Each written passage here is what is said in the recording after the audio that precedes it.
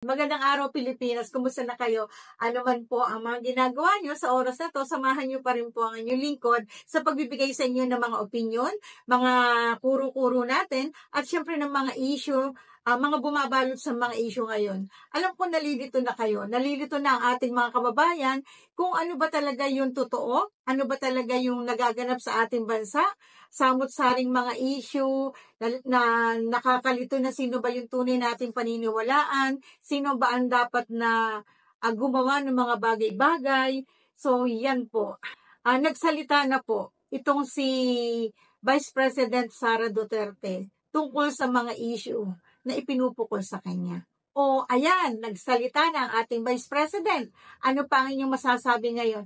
Kasi tahimik lang ang ating Vice President. Sabi nga nung mga malalapit sa kanya, Vice, ba't hindi kayo sumasagot sa mga issue sa inyo? Bakit po tahimik lang kayo? Inalisan na kayo ng security. So, ang sabi nga niya, hindi naman mahalaga sa kanya yung security. Diba? Kunin pa niya yung 31 na natitira. Bakit kanyo? Ayan, sinagot na niya sa isang open letter itong si General Romel Marbil, at talagang hindi niya nilagyan ng position. Nakalagay nga niya ay Romel Marbil. Para bang parang Jonel. Parang Jonel lang, o diba? So, yan mga kababayan natin. Ano ba ang ginagawa ng administrasyon ngayon? Diba? Yung mga pakupi-kupita, yung mga cocaine-cocaine, mga issue yan na kaya naman sagutin ng mga kinauukulan. Pero huwag muna tayo dyan. Ang ating pag-usapan dito, yung mga proyekto. Ano ba yung naging proyekto ng Duterte administration noong siya ay nakaupo pa? Kasi pa pinagkukumpara, ano ba yung ipinagpapatuloy na programa na hindi natapos nung nagdaang administrasyon? Ano ba yung natapos sa mga programa na pinakikinabangan ng ating mga mamamayan? Or kung may programa, pero kung wala, di wala. Ang atin ditong punto, mga kababayan natin. Ano daw ba ang naging proyekto ng ating Pangulo? Bilang isang mamamayan, ikaw, tatanungin ko kayo. Bilang isang mamamayan, sa palagay nyo, may mga proyekto bang nagawa si Duterte nung panahon ng kanyang administrasyon? Isa-isahin natin. Kasi may alam din naman tayo ng mga naging proyekto niya. Una na dito yung war on drugs. Diba? Ito yung naging pangunahing programa ni Pangulong Duterte noong panahon niya. Layunin nito mga kababayan natin ay labanan at puksain ang mga illegal drugs sa ating bansa at ipinatupad niya yung pagpapaigting ng kampanya laban dito.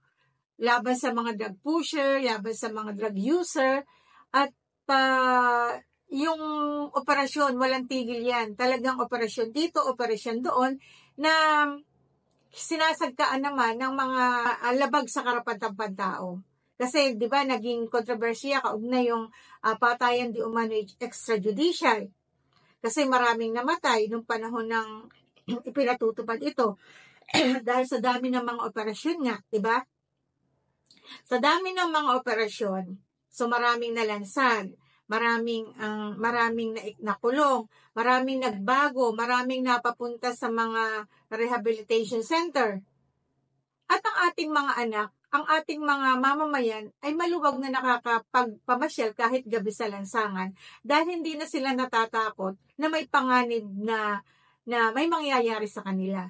Nawala din ng mga snatcher, nawala din ng mga hold-upper, na tuwing gabi kapag uuwi ka, ilan yung napapaulat na hold up, na snatch, na pinatay, na ganito, ganyan.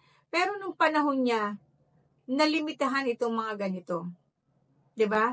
Nawala. Kaya sabi nga ng iba natin nakakausap, malaki yung naitulong tungkol dito sa programang ito ng dating Pangulo. Kasi ngayon nagsulputan muli Ano ba ang ginawa dito ng ating Pangulo ng Bansa? Meron ba siyang nakalaang programa para sa illegal drugs? Maigting ba yung hangarin niya na mapuksa? O ipagpatuloy niya yung nasimula ni dating Pangulo Duterte na puksain ang illegal drugs? Eto nga, pati siya nababalita na rin, di ba? Nai-issue na din ang ating Pangulo. Kung tama o mali, tayo lang po na may nagtatanong. Doon sa mga naglalaba sa mga issue, kayo lang po naman ang makakasagot niyan. Yung mga naglabas sa mga video, kayo din po ang makakasagot niyan. Tayo nagtatanong lamang, totoo po ba?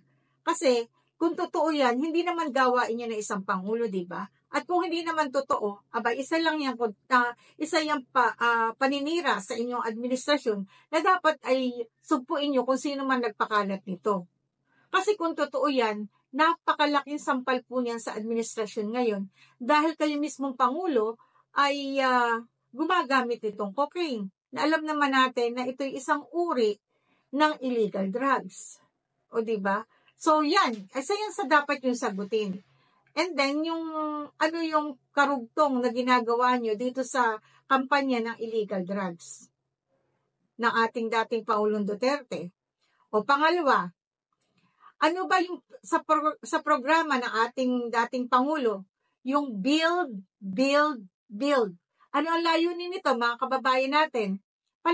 Maitaas natin yung infrastruktura ng ating bansa sa pamamagitan ng malawakang programa sa pagpapagawa naman ng mga infrastrukturang katulad ng tulay, ng mga pier, ng mga kalsada, ng mga paliparan, at mga proyektong pang-enerhiya. So, ang layunin ng programang ito ay palakasin ng ekonomiya at paglikha ng mga trabaho. So, sa panahon ng SONA ng ating Pangulo, ang sabi niya marami na daw nagkaroon ng trabaho. So, ramdam ba ng ating mga mamamayan na nagkaroon nga ng trabaho ang ating mga kababayan? Na nagkaroon ng magandang daloy ng enerhiya? Bumababa ang kuryente natin, ang presyo ng kuryente? Bumababa ang presyo ng bigas? Ang mga magsasaka natin, maganda ba ang nagawa ng kasalukuyang administrasyon? Yan mga kababayan natin ang ating mga katanungan kasi yan yung kanyang ipinahayag sa kanyang SONA. So ano pa yung ikatlo na programa ni dating Pangulong Duterte? Yung Tax Reform for Acceleration and Inclusion o yung Train Law.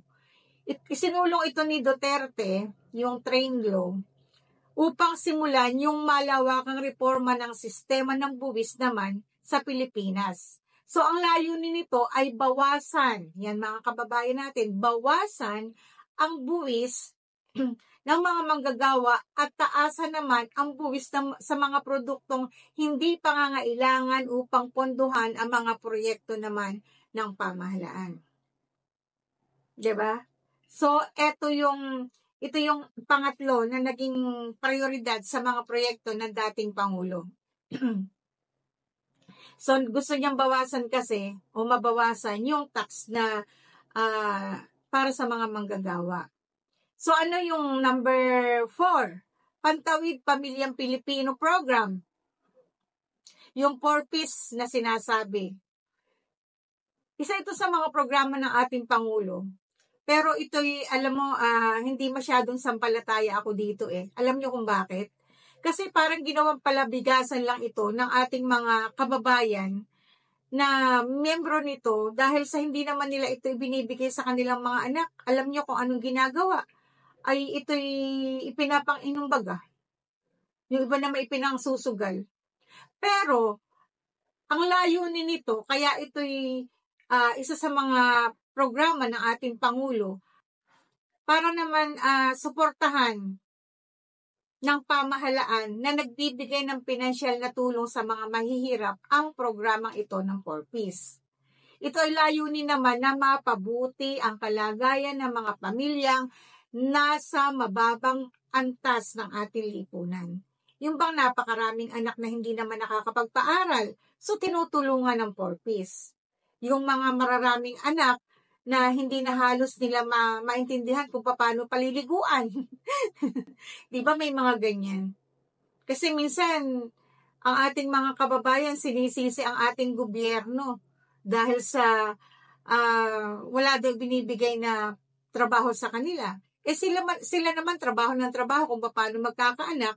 Kaya tapos pagkaanak nila na hindi na nila kaya, ipapoproblema sa gobyerno. Di ba? Ayun, number 5. Universal Healthcare Law. O ayan, nilagdaan kasi ni Pangulong Duterte ang Universal Healthcare Law noong administrasyon niya upang bigyan ng sapat na serbisyong pangkalusugan naman ang lahat ng Pilipino. At layunin nito na maabot ang mga mahihirap at iba pang sektor na lipunan nang walang sapat na akses sa mga serbisyong pangkalusugan. Nabanggit natin ang pangkalusugan, mga kababayan natin. Hindi na malingid sa ating kaalaman. Medyo napikon ito si ating Senador Bongo. Dahil sa sinasabi daw na yung kanyang pangalan, kapag babanggitin ay bawal. Bawal banggitin sa DSW, di ba? At isa rin ito si Senador Bongo sa nagsabi na nag-question na bakit napakalaki palang pera ng PhilHealth ang ibinalik sa National Treasury. Samantalang kailangan ito ng mga miyembro ng PhilHealth. At dahil naman na Senador Bongo, yung malasakit niya sa ating mga kababayang may sakit, naglusad siya ng napakaraming malasakit center. Pero ngayon, napakahirap na daw humingi ng tulong dito. Bakit kanyo? Kasi pagka nalamang ang referral mo ay galing kay Bongo, parang ayaw nila. So, politika pa rin, di ba? Kawawa naman si Juan de la Cruz. Kawawa naman si Maria de la Cruz. Diba? Dahil sa matinding politika, yung mga nailagay na mga proyekto noon, hindi na napapansin. Parang hindi na naipagpapatuloy, diba? So, ano pa yung pang-ani, mga kababayan natin? Balik probinsya, bagong pag-asa. Ito yung programa naman na naglalayong tugunan ang urban congestion at magbigay ng oportunidad sa mga tao na bumalik na sa kanilang probinsya. Maraming napabalik noon, lalo na nung panahon ng pandemic, di ba?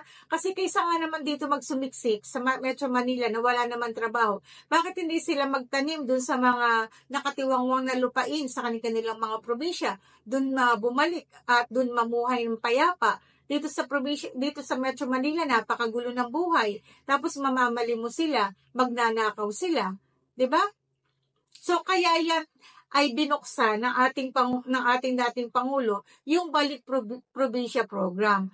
At doon sa ilalim ng programa, binibigyan ng tulong yung mga interesadong tao na magbalik probinsya upang makapagsimula ng bagong buhay at makakuha ng oportunidad sa kanilang lugar na pinanggalingan. Kumbaga nagbibigay ng pondo dyan ang ating dating pangulo upang doon sila magsimula ng kanilang bagong buhay.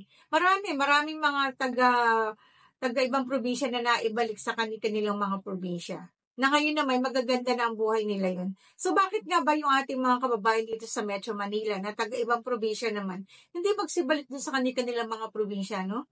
Ang gusto nila dito na mamalimos, yung nakikipagsiksikan sa mga sasakyan sa kalsada, nagpipis-pis-pis nung salamin, tapos hihingi ng barya, di ba?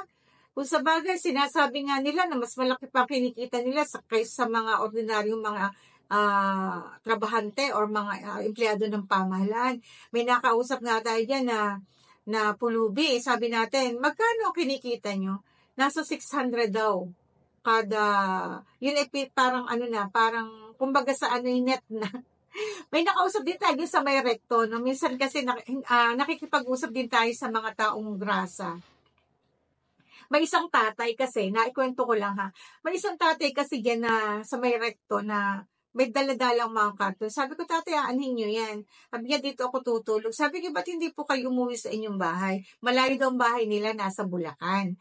So, sabi ko, ba't hindi kayo umuwi sa Bulacan? Ang sabi niya, ay hindi pa daw kasya yung pang isang sakong bigas. Sabi ko, pang isang sakong bigas ang inyong inaano ngayon, ang tinatarget. Oo daw. Siya daw ay may 2 anak na nag-i-engineer.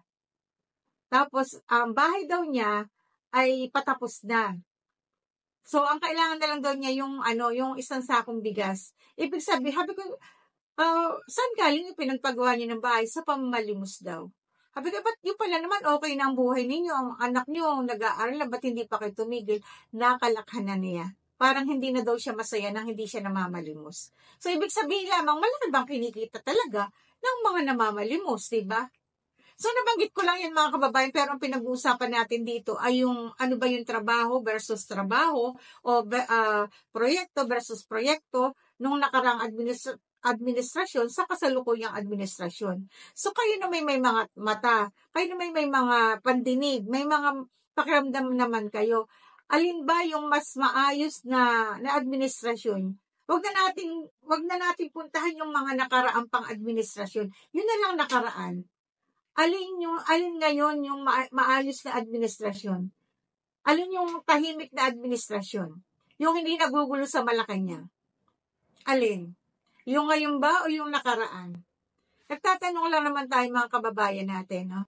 Ginagawa doon naman ng lahat ng ating Pangulo ngayon o ni PBBM yung mga paraan para mapaunlad ang ating bansang Pilipinas. Natutuwa tayo kapag gano'n ang mga nababalitaan natin.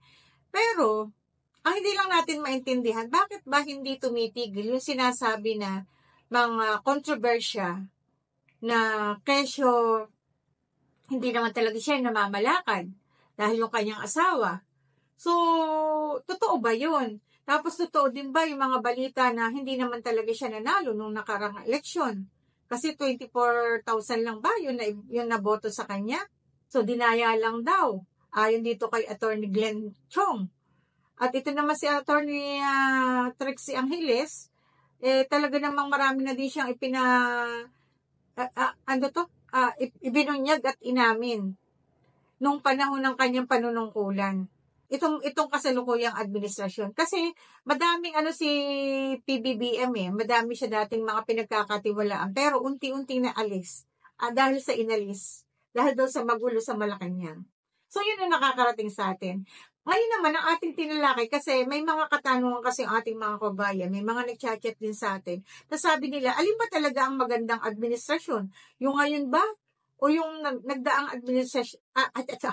Yung nagdaang administrasyon? Kay Duterte ba o kay PBBM? So, kayo ngayon mga kaibigan ang mag-isip at humusga tungkol sa bagay na yan. Hanggang dito na lang po. Ako pa rin po ang inyong lingkod, si Jet Clavera. Maraming po salamat. Mabuhay ang sambayanang Pilipino.